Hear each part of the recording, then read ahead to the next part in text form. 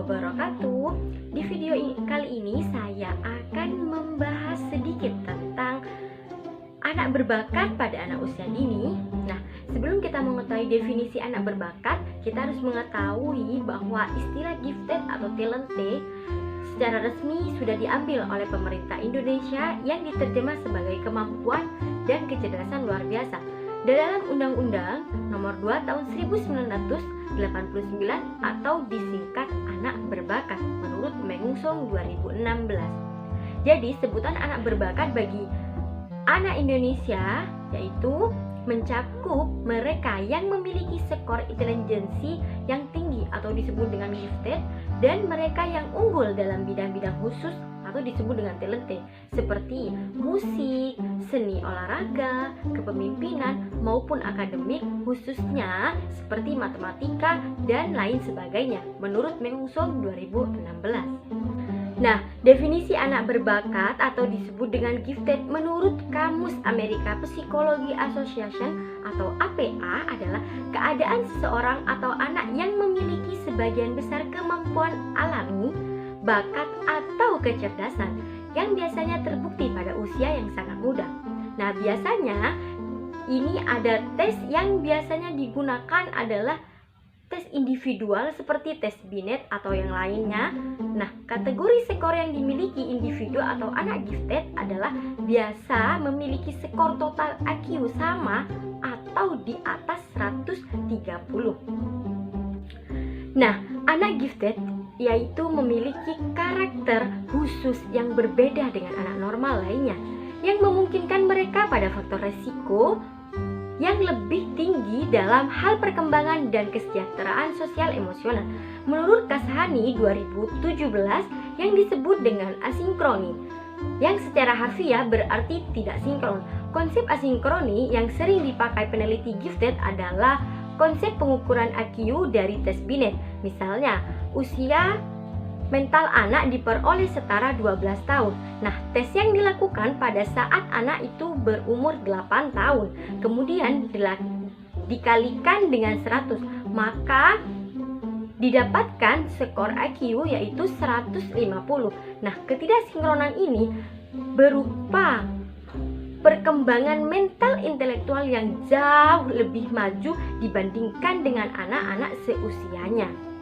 Nah, keadaan ini bisa menyebabkan resiko kerentanan yang lebih tinggi untuk mengembangkan permasalahan psikologi dan sosial apabila tidak dipahami oleh orang dan dibantu menyesuaikan dirinya oleh orang-orang dewasa di sekitarnya, maka akan dapat menyebabkan problem emosi dan sosial seperti penerimaan yang kurang dari teman sebayanya, yaitu menimbulkan bully atau komentar-komentar negatif dari lingkungan yang pada akhirnya bisa menyebabkan kecemasan, stres, depresi, dan frustasi pada anak. Pengertian asesmen menurut MC Language and Lewis 1985, asesmen pendidikan dari anak berkebutuhan khusus adalah proses yang sistematis dalam mengajukan pertanyaan pendidikan yang relevan tentang perilaku belajar seorang siswa dengan tujuan penempatan dan pembelajaran. Nah, menurut Moh Amin 1995 mengemukakan tujuan asesmen umumnya di antara yang pertama, menyaring kemampuan anak berkebutuhan khusus, yang kedua, untuk keperluan pengklarifikasian, penempatan, dan penemuan program pendidikan anak berkebutuhan khusus, yang ketiga, untuk menentukan arah atau tujuan pendidikan anak pendidik serta kebutuhan anak berkebutuhan khusus, yang keempat, untuk mengembangkan program pendidikan yang diindividualisasikan yang dikenal dengan individual education program, yang kelima, lingkungan belajar dan evaluasi belajar. Nah, di sini juga ada fungsi asesmen dalam anak berbakat, yaitu ada dua. Yang pertama, fungsi formatif. Ini di mana asesmen digunakan untuk memberikan feedback atau umpan balik kepada para guru untuk dijadikan dasar dalam perbaikan dan pembenahan proses pembelajaran serta mengadakan remedial untuk para peserta didik. Yang kedua, sementara fungsi asumatif asesmen adalah untuk menentukan nilai hasil belajar siswa dalam satu mata pelajaran tertentu sehingga kemudian dapat dijadikan bahan dalam pemberian laporan penentuan kenaikan kelas dan juga penentuan lulus atau tidaknya siswa. Nah, program pendidikan khusus untuk anak berbakat pada anak berkebutuhan khusus. Yang pertama, Taman Kanak-kanak Anak Berkebutuhan Khusus usia 4-7 tahun. Yang kedua, Sekolah Dasar Luar Biasa usia 7-12 tahun. Yang ketiga, program kurikulum menurut Departemen Pendidikan Nasional yang dimodifikasi sesuai dengan kebutuhan anak. Yang keempat, kegiatan di dalam kelas TK dan SD meliputi kegiatan pra-akademik melalui alat permainan edukatif, stimulasi, motorik halus, motorik kasar, pengamatan, berbicara, sosialisasi, dan kemandirian. Yang kelima, kegiatan di luar sekolah meliputi latihan gerak kasar, mengenal alam dan lingkungan, menggambar, menari, menyanyi, dan bermain alat musik.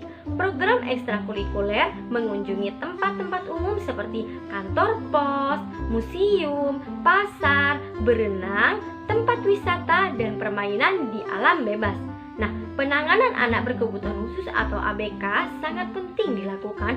Semakin dini penanganan, semakin rendah resiko seorang anak terkena gangguan dalam mengenai anak berkebutuhan khusus.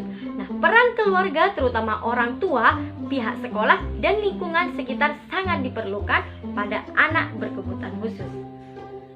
Penanganan dan pelayanan orang tua terhadap anak berbakat pada anak berkebutuhan khusus. Yang pertama, orang tua atau keluarga berkonsultasi kepada tenaga pendidik atau psikolog. Yang kedua, penentuan sekolah yang memiliki kurikulum yang sesuai dengan kebutuhan anak. Yang ketiga, orang tua atau keluarga tidak boleh membedakan anak berbakat dalam memberikan perhatian ataupun kasih sayang.